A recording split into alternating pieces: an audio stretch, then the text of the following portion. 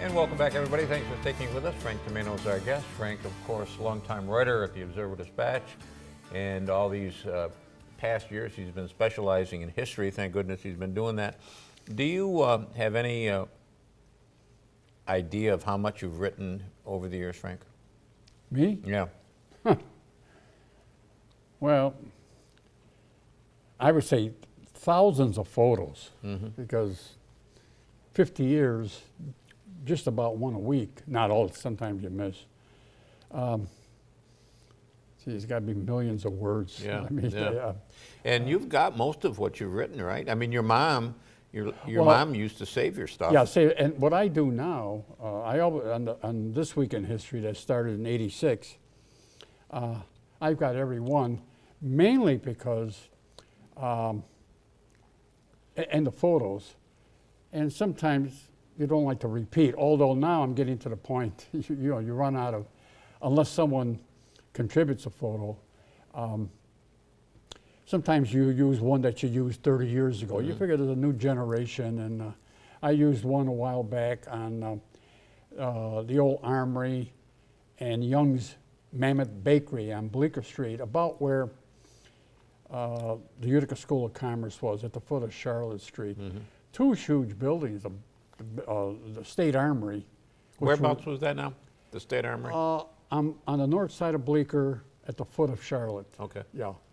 And later the Colonial Theater was there, and the Boston Store Annex, so there's been a lot of, but it was a huge armory. In fact, then it burned down, and that's when they built the one on Steuben Park. That's the one I remember. Yeah, that they tore down. I don't know why especially the one in Steuben Park.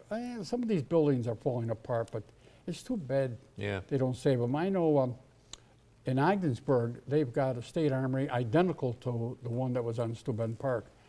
And, it's still active, and it looks beautiful, And I remember as a boy that the one on Steuben Park, and it was a beautiful building. It looked like a castle. It did, yeah, it did. And there were a lot of events there when it first opened. When the automobile first came out, the 1920s when it became popular, they used to have auto shows there that drew people from, I don't want to say throughout the state, but from a lot of counties, and the Observer-Dispatch had page after page of showing these automobiles, the Hupmobile and the Stutz Bearcat and all those old great stories. It was just. I remember this one picture stands out in my mind that was taken out in front of that armory. Was that a National Guard armory? National Guard, yeah. It was taken outside the National Guard armory. Bicycle. Yes. It's a bicycle like with 10, 12 guys on it? Yeah. It had nothing to do with the armory, but they just happened to take the picture there. I've used that in my column a couple of times. I had the names of bicycle racing was big in Utica.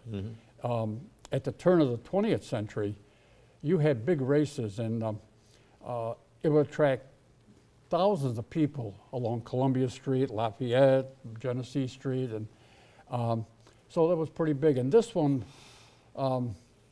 they were Uticans, and I remember the name Fred Hamus was a famous bicyclist from Utica. He was one of the ones, but there were 10. It was, you heard a bicycle built for 2. This was a bicycle built for 10. Speaking of racing, Frank, the Steuben Park Armory was on Rutgers Street, and Rutgers Street was used for racing for something. Oh, yeah, Rutgers Street, because Rutgers Street was one of the first streets paved in Utica. Not cobblestone. Genesee was paved later, but Rutgers Street was one of the first streets that was paved. And of course, at that time, on the east end of Rutgers, you didn't have that many houses in those years. But you started on Hopper Street or Steuben and Rutgers, and you could go for a couple of miles all the way to Masonic Home. But because it was paved and it's kind of wider than a regular street. And you're right, there was a lot of racing on Rutgers Street. I wonder if the fact that there was a lot of big shots that lived on Rutgers Street in those days had something to do with it. Well, that's, probably, yeah. Because you did have some big names on Rutgers Street. Well, you could start with Roscoe Conkling, in Rutgers Park, they were all big names that were that were there. In fact, the other day I was researching my column, and I forget what year, 1952. Anyway, #1 Rutger Park, which is still standing. Used to be the Dowling Nursing Home, right? Exactly, and the story is how it was owned by a Walter Jerome Green, who was a big shot at Savage Arms. And in his will, when he died, he willed it to Grace Episcopal Church. So the church owned it. In the article, I'm trying to think, I want to say 52. The church sold it to Dowling, $27,000.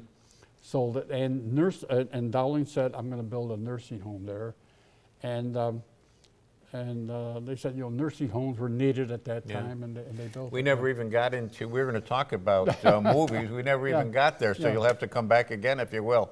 Anytime. Good. Thank you, Okay. Frank. Yep. It's always good to see you. That's going to do it for us this week. We'll be back next week. Don't forget StandWayHomepage.com. Lots of good stuff there. Until next time, take care of yourself, everybody.